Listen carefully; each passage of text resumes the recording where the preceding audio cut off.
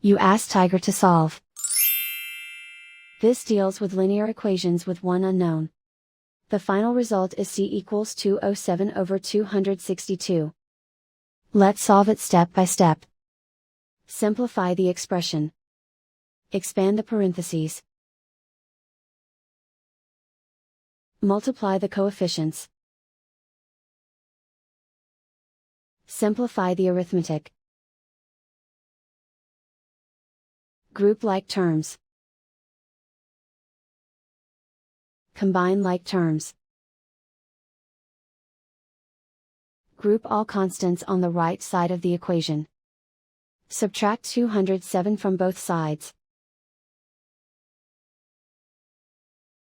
Simplify the arithmetic.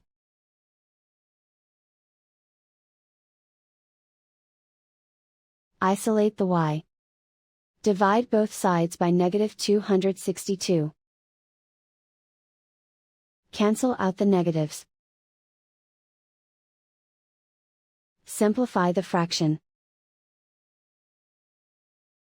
Cancel out the negatives.